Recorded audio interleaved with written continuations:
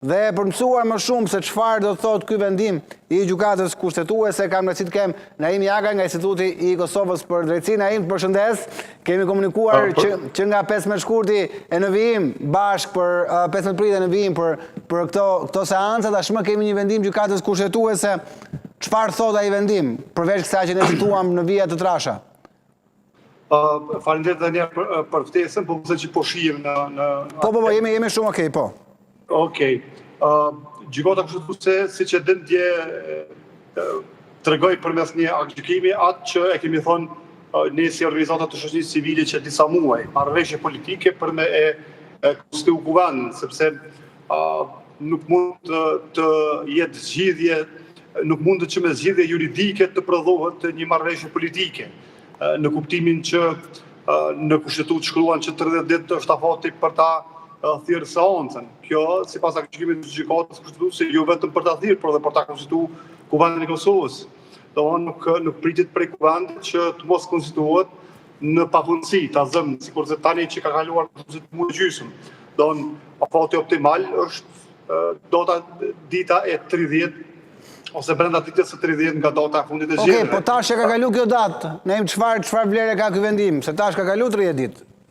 Shqyqoni, vendimi nëse shumë, vendimi është edhe një vendim pak i paguximshëm i gjykatës kushtetuese, sepse ajo do duhej ndoshta në mënyrë pak më në mënyrë taksative të ta skicojë rrugën, vrejet që ka, dikun të kuptëmësi, dikun mund të ngrihen dilema, dikun mund të ngrihen dyshime edhe partitë politike ta interpretojnë në mënyrën e vet. Dhe pastaj siç ju konvenon politikisht, ta interpretojnë edhe juridikisht.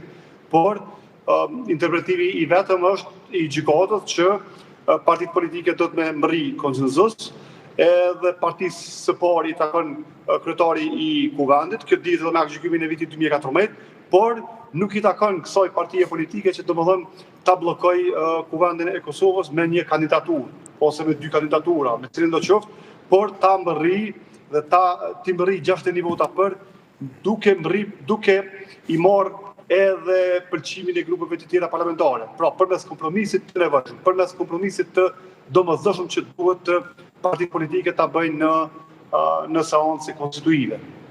E kuptoj, po tash Naim çfarë pritet ndodh?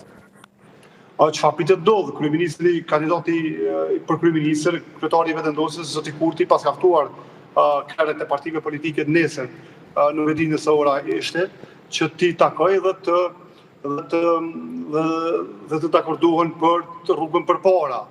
Sot që nga ndërprerë edhe seanca konstituive, nuk pas kemi shkuar në fare, dhe marrëveshja pas ka qenë që të shkohet në takim tek takimi i thirrur nga kryetari i vendosjes zoti Kurti.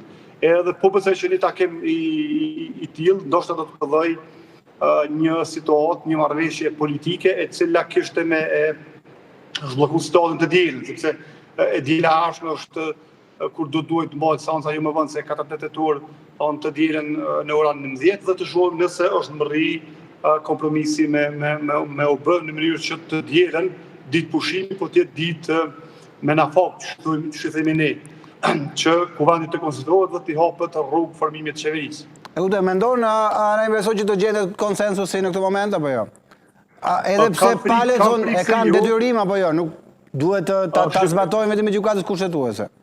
Po vendimi i gjykatës kushtetuese thashë më herët është pak nuk është shumë proces dhe konces, më shumë kalon në frymën e partive politike, por edhe gjykata s'ka mundur të bëjë më ndryshe, por nuk pres që nesër të ketë ndonjë zhbllokim të situatës, dihen partitë politike, nëse është emri i njëjtë i zonës Haxhiu, nëse vendosi ka të njëjtat qëndrime, atëherë po besoj që partitë politike do ta kenë vështirë që të lëshojnë pe dhe të bëhet kompromisi.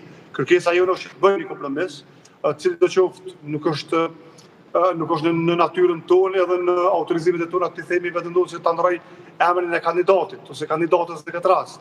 As partive politike opozicione që të lëshojnë pe, as që të mos lëshojnë pe, por kompromisin duhet ta gjejnë vetë në kuptim të arritjes së qëllimeve kushtetuese për të cilat kuvendit duhet të jetë funksional për mi kry çato autorizime që i ka. Sepse shqyqëri ne jemi në muajin qershor dhe në secilin vend demokratik përfshi edhe Kosovën bëhet rishikimi i buxhetit. Aktualisht nuk ka qeveri fuqiplot, nuk ka kuvend funksional që e rishikon ta zën buxhetin. Në ndërkohë 3 komunat Kosovës i kemi pa mjete buxhetore për këtë vit. Aktualisht ato janë duke funksionuar me buxhet të vitit paraprak, me planifikimin e vitit paraprak. Dhe paramendoni situatën ku një kuvend i Kosovës nuk konstituohet dhe nuk ju rrin karshi, nuk ju rrin ball kërkesave të këtyre 3 komunave që mja votu buxheti. Kjo është e pafalshme. Është kjo gjë për demokracinë dobësi që një kuvend të mos ju rri karshi kërkesave të këtyre 3 komunave. Po flasim për 3 komuna të mëdha dhe jo për 3 komuna të vogla, për të cilat mund mos ketë ndonjë ndikim të madh, por po flasim për komuna të mëdha. A ju duket i sinqert ftesa e Kurtit? Naim.